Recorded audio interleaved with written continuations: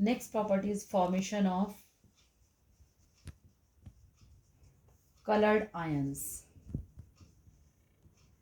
Colored ions. So most of the compounds of transition metals are colored in the solid form or in the aqueous form. The color of the compounds of transition metal is due to incomplete N-1d subshell, or you can say due to presence of unpaired electron, due to presence of unpaired electron,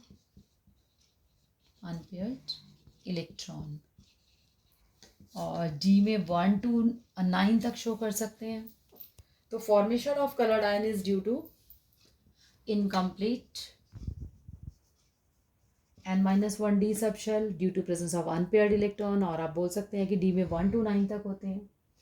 तो इन transition metals the energy of the 5d orbitals in the same subshell do not remain equal.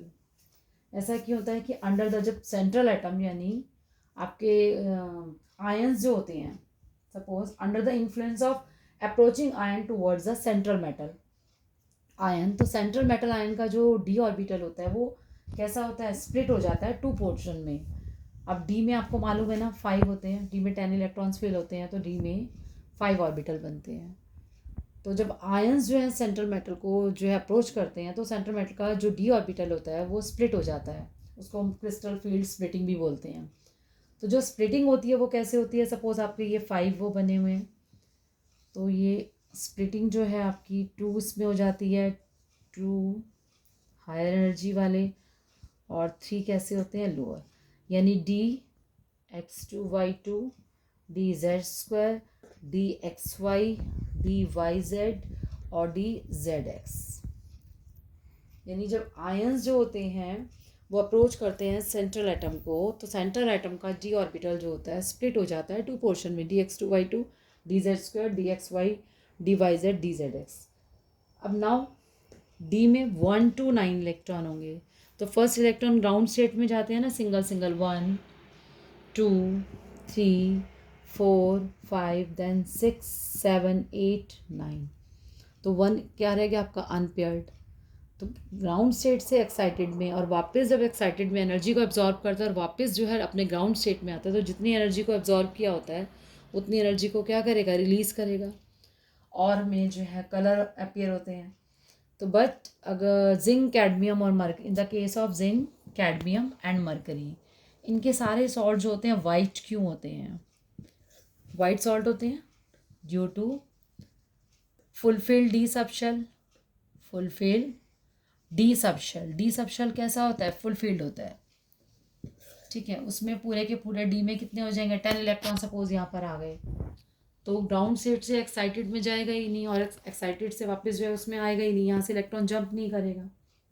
अब आपका question आता है, first question तो यही आता है आपका कि why transition element form coloured ions. तो आप बता दोगे कि due to presence of unpaired electron they show d d transition. ये भी डी का पोर्शन था, डी से डी में इलेक्ट्रॉन क्या करते हैं, जंप करते हैं. तो दे show d d transition, D d transition, ये टर्म लिखनी बहुत ज़रूरी है, डी डी ट्रांजिशन.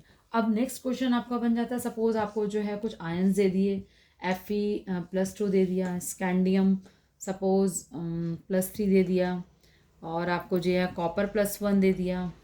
ठीक है, कॉपर +2 दे दिया.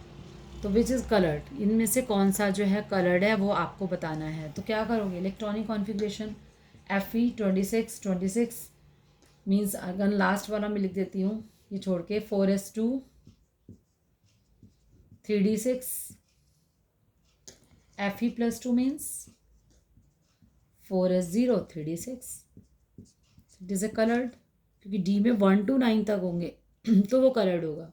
In the case of scandium atomic number 21 means 4s2 3d1, और scandium third means 4s0 3d0. It means कैसा हो जाएगा, कलरलेस हो जाएगा ये.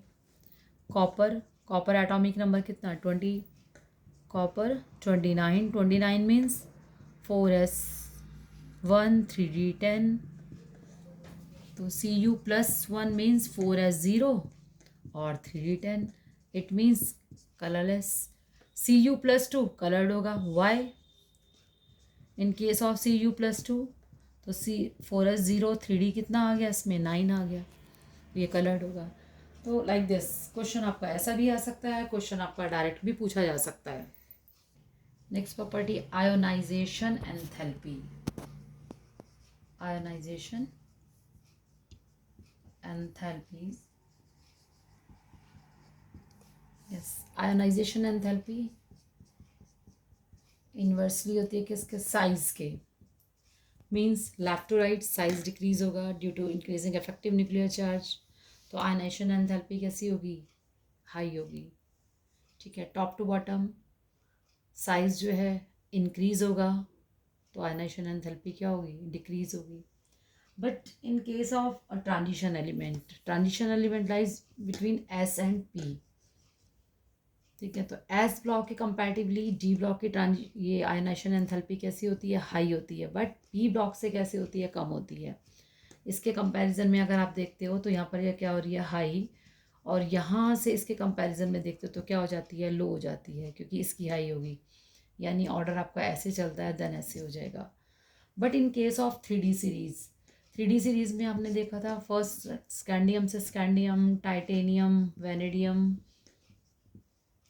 क्रोमियम, मैग्नीज, आयरन, कोबाल्ट, निकल, कॉपर एंड जिंक।